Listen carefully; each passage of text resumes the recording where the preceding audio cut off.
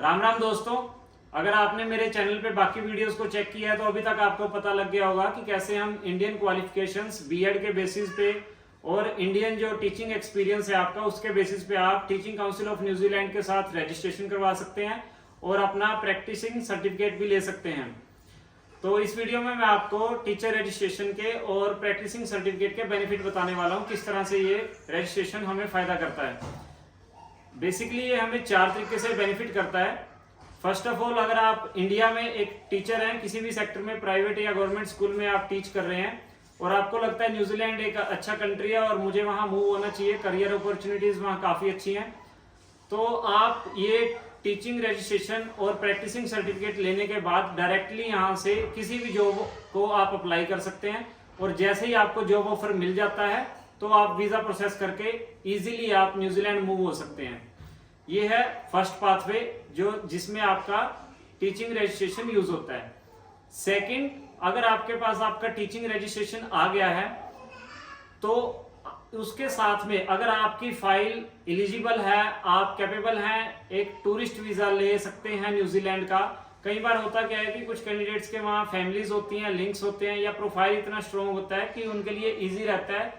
New Zealand का teaching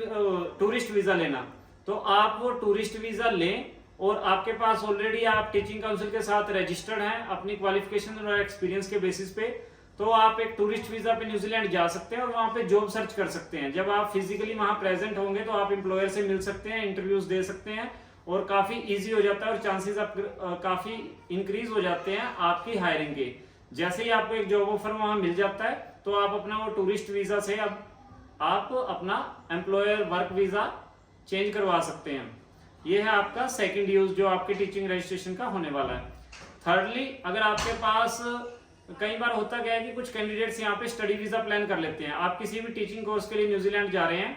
but फिर भी मैं आपको रेकमेंड करूंगा कि अगर आपने इंडिया में बीएड किया है और आप एलिजिबल हैं टीचिंग रजिस्ट्रेशन करवाने के लिए तो आप यहाँ से रजिस्ट्रेशन भी करवा कर ही जाएं। उससे होगा क्या, बेशक आप स्टडी वीजा के लिए जा रहे हैं, जाके आप अपना कोर्स स्टार्ट कीजिए, बट जैसे ही आप न्यूजीलैंड में लैंड हो जाते हैं तो साइड बाय साइड आप जॉब अपॉर्चुनिटीज भी एक्सप्लोर कर सकते हैं, क्योंकि आप ऑलरेडी क्वालिफाइड और रजिस्टर्ड हैं तो आपको कोई प्रॉब्लम भी नहीं होगी और विद इन 3-4 मंथ्स आप इजीली एक जॉब सिक्योर कर लेंगे। आपके सीवी में एक और चीज ऐड ऑन हो जाती है कि आप यहाँ बैचलर्स या मास्टर्स ऑफ टीचिंग भी परस्यू कर रहे हैं, तो एम्प्लॉयर आपको बड़े हैप्पीली हायर करेंगे और आप वो स्टडी वीजा से फिर आप वर्क वीजा या पीआर में उसको कन्वर्ट करवा सकते हैं। Last but not the least, कई बार होता है कि मेन एप्लीकेंट हमारे, फॉर एग्जांपल एक केस मैं आपको बताता हूँ कि कोई हस्बैंड है और उनको कोई वर्क वीजा मिला है किसी भी कंपनी से, मान लीजिए वो किसी सॉफ्टवेयर इंजीनियर हैं या किसी आईटी कंपनी में वो काम करते हैं और उनको कोई वर्क वीजा पे न्यूजीलैंड कंपनी बुला लेती है,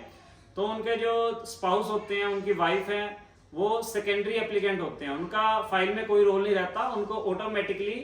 अपने हस्बैंड के बेसिस पे ही ओपन वर्क परमिट मिल जाता है। बट अब ओपन वर्क परमिट पे अगर वो न्यूजीलैंड चले जाएंगे तो वहां जाके फिर से उनको करियर स्टार्ट करने के लिए कुछ ना कुछ काम करना होगा और वहां उनको कई बार डिफिकल्टीज होती हैं,